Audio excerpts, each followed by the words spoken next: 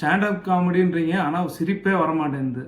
இவனுங்க என்ன சொல்கிறானுங்கன்னா, லைவில் வந்தால் தான் சிரிப்பு வரும் அப்படின்றானுங்க. சிரிப்பு எதில் பார்த்தாலும் சிரிப்பு வரணும் மேடம். பல ஆயிரம் பேர் சேர்ந்து பல கோடி போட்டு ஒரு படம் எடுக்கிறான். அந்த படத்தில் 4 சீன் நல்லா இல்லைன்னா நாக்கப்படுங்கிற மாதிரி நம்ம ஆளுங்க கேள்வி கேட்குறாங்க. இந்த ஸ்டாண்டப் காமெடி ஷோவில் மினிமம் 500 ரூபா வாங்குறானு, மேக்ஸிமம் 1500 ரூபா 2000 ரூபா கூட சார்ஜ் பண்ணுறானு. அவ்வளோ தூரம் சார்ஜ் பண்ணுறவனுங்க கொஞ்சம் கூட ஒரு ரெஸ்பான்சிபிள் இல்லாமல் யாரெல்லாம் கோயம்புத்தூர்லேருந்து வர்றது, யாரெல்லாம் பெங்களூர்லேருந்து வர்றது, யார் பேர் பிரியா, அதாவது ஒன்றும் அவனுக்கு பண்ணுற அந்த ஷோ டைமுக்கு ஒன்றுமே ப்ரிப்பேர் பண்ணுறதில்ல. நேராக வந்து அங்கே சும்மா எதையாவது பேசி கதையை ஓட்டுறது, இதை ஒரு பொழப்பாகவே வச்சுருக்கானுங்க. இதை சொன்னால் கோபம் வேற வருது இவனுக்கு. லைவில் வாங்க, லைவில் வந்தால் தான் நாங்கள் அறுத்து தள்ளுவோம். ஒரு படம் ரிலீஸ் ஆகிறதுக்கு முன்னாடி டீசர்னு ஒன்று விடுவாங்க.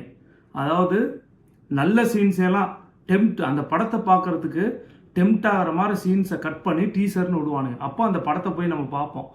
இவனுக்கு கட் பண்ணி இன்ஸ்டாகிராம் ரீல்ஸில் 30 செகண்ட் போடுறதுலே சிரிப்பு வரல.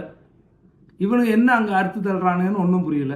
அவனுக்கு மேலே தப்பு இல்லை, இந்த ஷோவை பார்க்க போகிறானுங்க பார்த்தீங்களா. இப்போ ஒரு 500 ருபீஸ் 700 ருபீஸ் ஸ்பெண்ட் பண்ணி நல்ல ஒரு பஃபேக்கு போனால் எப்படியாவது நல்லா சாப்பிட்றணும், அந்த அமௌண்ட்டுக்கு ஒர்த்தாக சாப்பிட்றணும்னு தோணும்ல.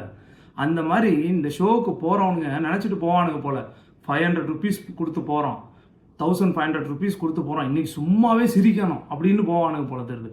எதை சொன்னாலும் சிரிக்கிறானுங்க. முக்கால்வாசி இந்த ஷோஸை நல்லா பார்த்தீங்கன்னா டபுள் மீனிங்கு, கெட்ட வார்த்தை, வர ஷோ பார்க்க வரவனுங்களே மார்க் பண்ணுறது, அவனுங்களுக்கு சூடு சோரணம் இருக்கான்னு தெரில, அவனுங்களே மார்க் பண்ணுறது, இதுதான் இந்த ஷோ பண்ணுறாங்க. கேட்டால் உங்களுக்கு கோபம் வேற வருது.